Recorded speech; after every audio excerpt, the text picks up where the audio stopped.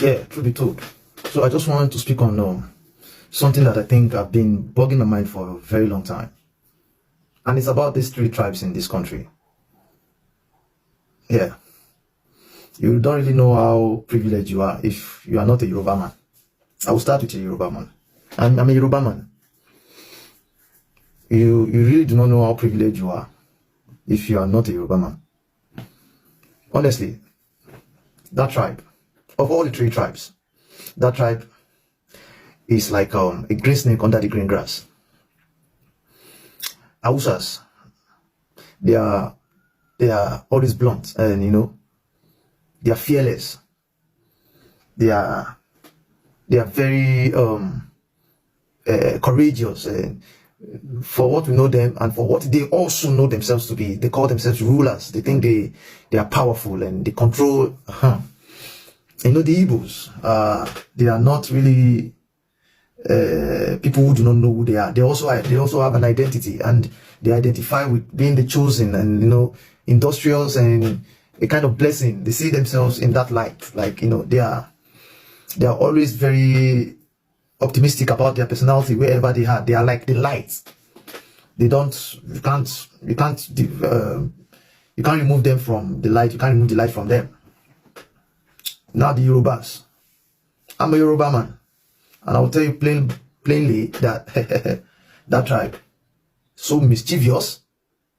Hi God, that tribe, so mischievous. Because make it make sense. How do you have all these qualities and you think you are great? You're not just, this tribe is not just mischievous. This tribe is a coward. This tribe is always playing the role of a peacemaker, and they are not making any peace. They are the one that will go to this other party and say something else, and carry the news from this other party to this other party and say something else, creating enmity. Fear that tribe. I'm a Yoruba man again. I'll say it. I'm a Yoruba man. I hail from Ondo State, but you see that Yoruba people, I just don't like that personality.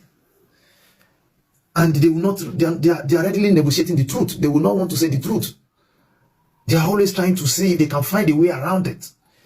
They don't say the truth. They know the truth, and they don't say the truth because make it make sense. Just because you want President Tinubu to have a second term in office, you would rather that you don't speak about the ills in the country, the terrorism, the killing. You are still in support of the government. There was a recent attack at Ondo State.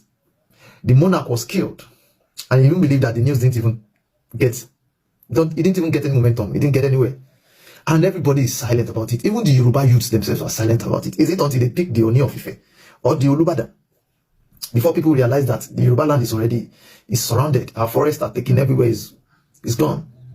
Those that understand the power that they carry, they are using it the best way they can, and we are quiet, pretending that we do not know that we are losing relevance. It's a pity. It's a pity. I'm not going to say I don't know the truth, and I'm not going to keep quiet. A Yoruba man will only take sides or pitch tents when it is in his favor. If it is not in Yoruba man's favor, a Yoruba man will never get involved. They have little compassion for humanity. They don't really stand out. If there's going to be a protest, a kind of revolution in this country, Yoruba people will be those that will run inside the house. They are not ready to die or for a better or greater cause, for the betterment of the country. Yoruba person. Yoruba. Sorry. Yeah, truth be told. So I just wanted to speak on something that I think have been bugging my mind for a very long time. And it's about these three tribes in this country. Yeah. You don't really know how privileged you are if you are not a Yoruba man. I will start with a Yoruba man. I'm a Yoruba man. You really do not know how privileged you are if you are not a Yoruba man. Well, this guy has really spoken. I always say is, if you are really comfortable, you are always on this channel. What I believe is that the good, the bad, and the ugly, we have it in every race, in every tribe, in every region whatsoever.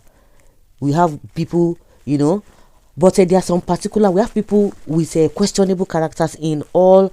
Let's even use Nigeria as a yardstick.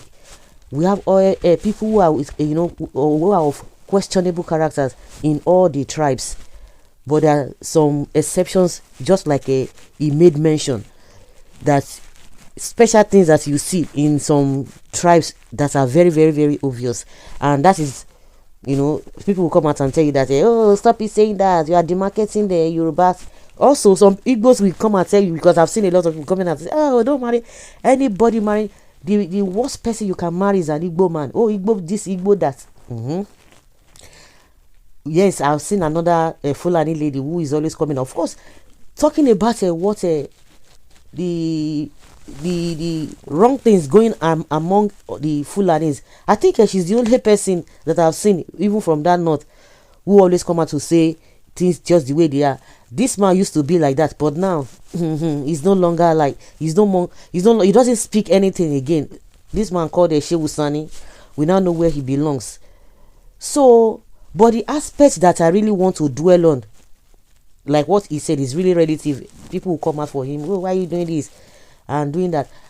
But to me, the area I really want to talk about is this idea of Yoruba people always say, oh, no matter what, even if our person is bad, no matter what, it just still have to. I'm just trying to interpret it literally. No matter what, our own. Turning.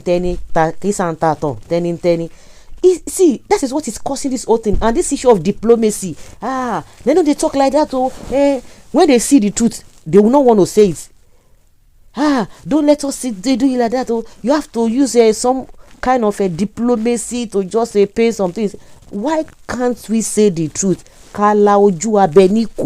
Say it the way it is, so that people will do the right thing. The one that really shocks me more, we know when we talk about policies, everybody align to where you want to align to.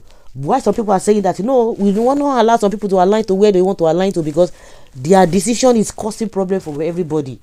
But the one that really caught my attention, that is even hurting me, recently, the monarch that was spied in Ondo State, as if nothing happened. I've said it over and over again. Everybody just moved on. But when it comes to Obi now, everybody will be talking this and that. Obi is stage managing some things. Obi is pretending. Obi is not supposed to be. Obi wants to destroy the country. A whole monarch, by they no talk, and everybody move on. Just like this guy said now.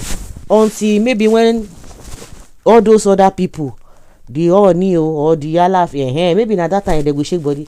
But believe you me, even if it happen, not see good, they're not going to do nothing. They're not going to do anything. And again, like I said, I always say it the way it is. He talked about the so-called Hausa people, or whether the Fulani, because Hausa, whether they never even be in position of authority, but because of the geographical location they came from, north, the Hausa from the north, and the Fulanis. But we know that they say it's the same thing when Buhari was there.